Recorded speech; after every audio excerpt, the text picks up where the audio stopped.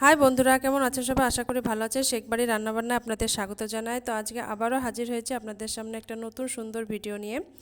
তো আজকে লক্ষ্মী পুজো উপলক্ষে আমাদের লাঞ্চ মেনুতে কি কি আছে সেগুলো আপনাদের সামনে তুলে ধরবো। তো এখানে দেখতেই পাচ্ছেন প্লেটের মধ্যে যে এখানে গরম গরম খিচুড়ি, সাথে ডিমের অমলেট, আলু ভাজা, বেগুন ভাজা, রেসিপিগুলো আপনাদের সঙ্গে শেয়ার করব। তো চলুন ভিডিওটি শুরু করি। তো এখানে আমি বেগুনগুলোকে কেটে নিয়েছি ভাজার জন্য, আর এখানে খিচুড়িতে দেওয়ার জন্য আলু আর বেগুন কিউব করে কেটে নিয়েছি, আর আলু ভাজার জন্য এখানে সরু সরু করে আলু কেটে নিয়েছি। তো ওভেনের মধ্যে আমি একটা পাত্রে জল বসিয়ে দিয়েছি। জলের মধ্যে চালটাকে ধুয়ে দিয়ে দিলাম। তার মধ্যে ছোলা আর মটর, সাদা ছোলা মটর ভিজিয়ে রেখেছিলাম সেটা দিয়ে দিলাম, আর মুসুরির ডাল ধুয়ে ভালো মতন করে দিয়ে দিলাম। তার মধ্যে দিয়ে দিচ্ছি 1 চা চামচ হলুদ গুঁড়ো, 1 চা চামচ লঙ্কা গুঁড়ো, 1/2 চা চামচ জিরে গুঁড়ো, 1/2 চা চামচ ধনে গুঁড়ো, আর স্বাদ মতো লবণ দিচ্ছি। আর সবগুলোকে ভালো মতন একটু নাড়িয়ে চাড়িয়ে দিচ্ছি। সামান্য একটু সরিষার তেলও দিয়ে দিলাম। সবগুলোকে নাড়িয়ে চাড়িয়ে দেওয়ার পরে এখানে কিউব করে কেটে রাখা বেগুন আর আলু এখানে দিয়ে দিচ্ছি। তারপরে সবগুলোকে নাড়িয়ে চাড়িয়ে দিলাম। তো এখন খিচুড়িটা হতে হতে এদিকে আমি ভাজাগুলোকেও করে নেব। তো ওভেনের মধ্যে কড়াই বসিয়ে দিয়েছি, আর কড়াই দিয়ে দিলাম সরিষার তেল। প্রথমে ডিমের অমলেট করে নেব। তো ডিমের অমলেটটাকে আগের মতন গুলে রেখেছিলাম। তো হলুদ গুঁড়ো, লঙ্কা গুঁড়ো আর লবণ দিয়ে গুলে রেখে দিয়েছিলাম। তো এখন ডিমের অমলেটটা বানিয়ে নেব। তো পেঁয়াজ কুচি এখানে আমি দিইনি, পেঁয়াজ কুচিটা স্কিপ করেছি। তো আপনারা পেঁয়াজ কুচি দিয়েও ডিমের অমলেট বানাতে পারেন, কিন্তু পেঁয়াজ কুচি ছাড়াও অনেক খুব ভালো লাগে খেতে। তার জন্য আমি এখানে পেঁয়াজ কুচিটা বাদ দিয়ে ডিমের অমলেটটা বানিয়ে নিলাম। তারপর এখন আবারও সরিষার তেল দিয়ে দিলাম, আর বেগুনগুলোকে ভেজে নেব। তো লবণ হলুদ মাখিয়ে বেগুনগুলো রেখে দিয়েছিলাম। তো এখন তেলের মধ্যে একে একে বেগুনগুলোকে দিয়ে দিচ্ছি। এই পিঠটা আমার ভাজা হয়ে গেছে। এখন একে একে সবগুলোকে উল্টে দিচ্ছি।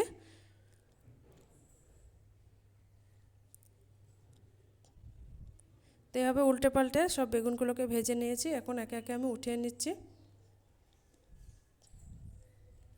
তো বেগুন ভেজে উঠিয়ে নিয়েছি। তার এখন আলুগুলোকে ভেজে নেব। তো আলু ভাজার জন্য সরিষার তেল দিয়ে দিলাম কড়াইয়ে। তার মধ্যে সামান্য একটু কালো জিরে আর একটা শুকনো লঙ্কা ফাটিয়ে দিয়ে দিলাম। তার মধ্যে দিয়ে দিচ্ছি আলুগুলোকে।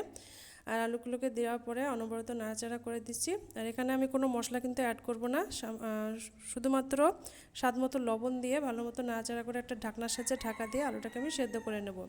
তো দেখতেই পাচ্ছেন আলুটা সেদ্ধ হয়ে গেছে। আমি হাতে করে দেখিয়ে দিচ্ছি আলুটা কিন্তু সেদ্ধ হয়ে গেছে।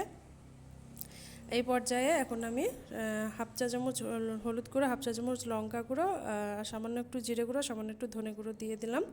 আর মশলাটা এই কারণেই শেষে দিলাম, অনেকেই কিন্তু মশলাটা আগে দেওয়ার জন্য আলু তলায় লেগে যায়, আবার গলে যায়। তো সেই কারণে মশলাটা কিন্তু শেষে দিতে হবে। তো দেখতে পাচ্ছেন এখানে আলু, বেগুন, অমলেট সব ভেজে উঠিয়ে নিয়েছি।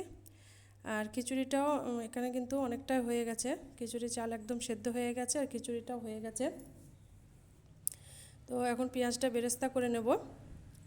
এদিকে 1 চা চামচ গাওয়া ঘি দিয়ে দিলাম কড়াইয়ের মধ্যে। আর তারপর দিয়ে দিচ্ছি পেঁয়াজ কুচি। তো ভালো মতন পেঁয়াজ কুচিটাকে ঘিয়ের সঙ্গে নাড়াচাড়া করে লাল লাল করে ভেজে নিতে হবে।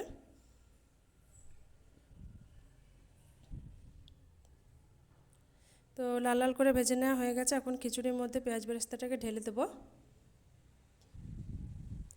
তো সবগুলোকে ভালো মতন একটু নাড়াচাড়া করে দিলাম।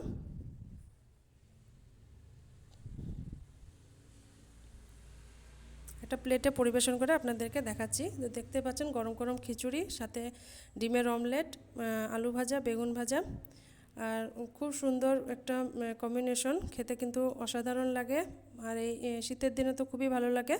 তো আপনাদের যদি আমার রেসিপি ভালো লাগে কমেন্ট করে জানাবেন, সাথে লাইক করবেন, চ্যানেলটিকে সাবস্ক্রাইব করে বেল আইকনটি প্রেস করে রাখবেন, যাতে নিত্য নতুন ভিডিওর আপলোড সবার আগে আপনাদের কাছে পৌঁছে যায়। আর আমার রান্নাটিকে বেশি বেশি করে শেয়ার করবেন। সবাই ভালো থাকবেন, সুস্থ থাকবেন। আজকের মতন বিদায় নিচ্ছি।